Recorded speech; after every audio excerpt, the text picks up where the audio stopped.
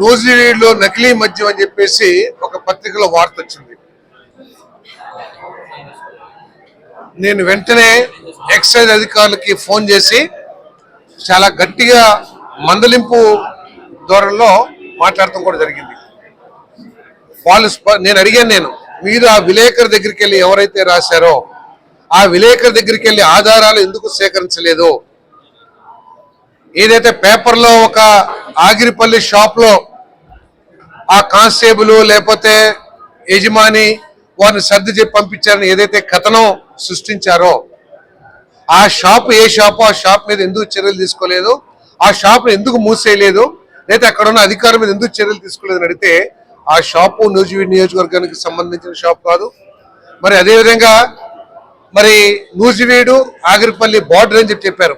ఎక్కడా కూడా నూజివీడు గన్నవరం నియోజకవర్గాల బార్డర్ అని చెప్పారు. ఎక్కడా కూడా ఇప్పుడు దాకా ఆధారం దొరకదని చెప్పారు. నేను వెంటనే అధికారులు ఎక్కడున్నా కూడా విలేకరుని అడగండి, మీ దగ్గర ఉన్న ఆధారాలు ఏమిటి మాకు చెప్పండి, వెంటనే చర్యలు తీసుకుంటామని చెప్పాము. కానీ ఏదో సోషల్ మీడియాలో వచ్చిందంటే అది పేపర్లో రాశారని చెప్పారంట.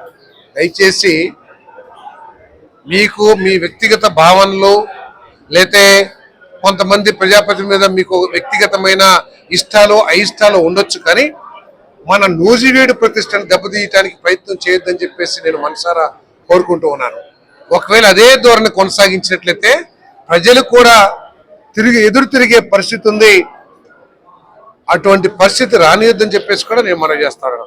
వాస్తవం అయితే తప్పుకోకుండా మీరు ఏదైతే సమాచారం ఇస్తారో ఆ సమాచారం ఆధారంగా తప్పకోకుండా అధికారుల మీద, ప్రజాప్రతినిధుల మీద, అందరి మీద కూడా చర్యలు తీసుకుంటామని చెప్పేసి మనం చేస్తాను. ఇటువంటి వార్తలు రాసే ముందు 1-2 సార్లు డిపార్ట్మెంట్ ద్వారా మరి గవర్నమెంట్ ద్వారా కూడా ఎన్ష్యూర్ చేసుకుని ఈ వార్తలు రాస్తే బాగుంటుందని చెప్పేసి కూడా మనం చేస్తాం.